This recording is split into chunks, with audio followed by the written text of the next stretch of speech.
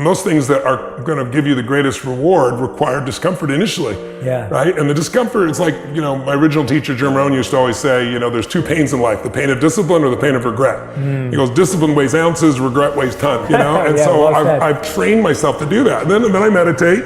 Then I always make an acknowledgement call briefly, or leave a voicemail for someone just to spark the day. And then the first thing I do is always whatever's the most difficult. Yes. Because then you have momentum for your day. And when you train your brain to do what's difficult first, then emotional fitness just comes naturally. And more importantly, so does achievement, so does your ability to contribute to other people. Because I have 105 companies now, to give you an idea. I manage 13 of them directly, ongoingly. And there are all kinds of different industries, from AI to my resorts in Fiji to sports teams I own. And I mean, it's insane, the dichotomy of them. We're doing $7 billion in business, so I gotta do that while I'm being a good dad to 5 kids and 5 grandkids, while I'm taking care of my body, while I'm living my normal mission. So if I don't take care of my body and my energy and my mind, I mean, you'd be overwhelmed by all the demands, because listen, all I gotta do is pick up my phone and you're gonna have all kinds of, oh, that's cool, oh shit, that's it. Because what are the chances with thousands of employees on 3-4 different continents now that somebody's messing up? If messing up is not what I think they should be doing, it's 100%. So I'd always be in reaction until I trained my brain to say, no, problems are a sign of life and all they are challenges to be solved. And what makes you a great leader is your ability to solve problems or teach teams to build a culture where they can solve problems. And so it gives me this tremendous creativity and flexibility, but I've got the base of energy to make it work. Dealing with the loss of someone you care about is probably the most difficult thing of all. I would say maybe as a child, seeing the level of frustration between my parents, I had 4 different fathers, and watching them kind of accept whatever life gave them it's why a lot of my drive came about, is seeing my fathers be berated by my mother, who I love dearly, and just watching them break down. Like, probably the single most painful event of my life, but also shaped me in such a beautiful way, was when I was 11 years old. We had no money for food, and it was Thanksgiving, which in America is a big holiday feast.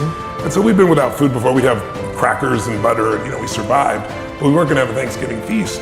And there was a knock at the door, and I go to the door, and there's this giant guy there with groceries in each hand. He had a pot beside him on the ground with an uncooked turkey, and I said, who are you here for? He goes, I'd like to speak to your father. And my mom and dad were yelling at each other, saying things that you could never take back, and I'm trying to make sure my younger brother and sister, they're 5 and 7 years younger, wouldn't hear any of this. And that day changed my life, because I thought it was gonna be the most exciting day. Dad, go to the front. What is it? I said, it's for you. You answered, no, it's for you. I remember I opened the door, and I was just so excited to see my father be happy, like, we're gonna have a feast, this is gonna be incredible. And he got angry.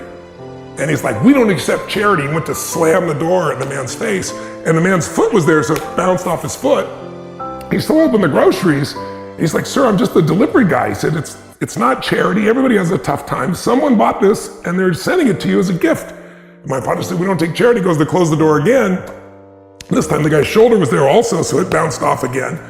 And then I was standing right there, and there was this moment I'll never forget, where this man looked at my father, and he looked at me and he said, sir, don't let your ego make your family suffer.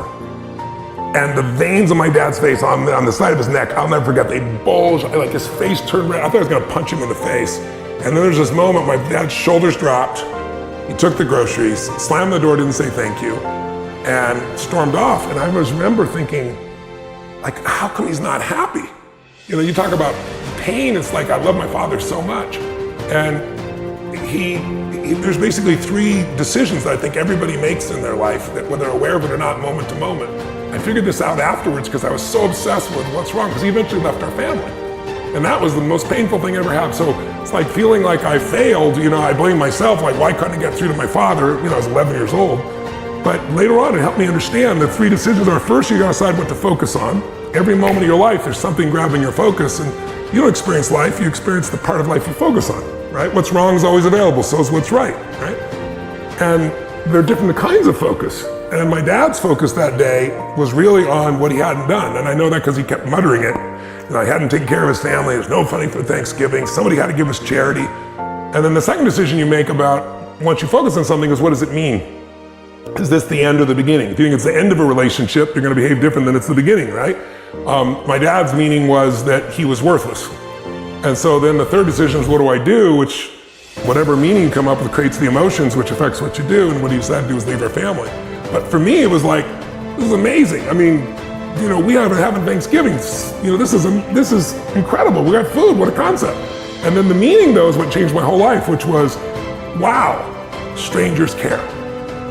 That completely changed my life. That painful experience, I couldn't deny that somebody who wanted no credit delivered this food to my family. And so what I decided to do is say, someday I'm going to do this for another family. So when I was 17, I had 2 families, and it was a euphoric experience. I went in jeans and a t-shirt. I didn't go like the delivery guy, but I wanted to see the face of the people. And then next year was 4 people, and then it was 8. And my thing was doubling. And I had a little company, and then I got to 1 million people a year, and then I got to 4 million people a year. Then when I was doing Money Master the Game, I'm interviewing these billionaires, Jay, and I'm watching Congress cut food stamps. It's now called the SNAP program, by I think it was $6 billion. So every family that actually needs food, and my family was one of those back then, they all have to come up with a week's worth of food out of every month. So I was like, I called my team and I said, how many people have I fed in my lifetime? I didn't know there was 42 million meals. I was like, this is pretty cool. And I was like, what if I fed 50 million people, like my entire lifetime in 1 year? And I was like, what if I did 100 million? What if I fed 1 billion people in 10 years?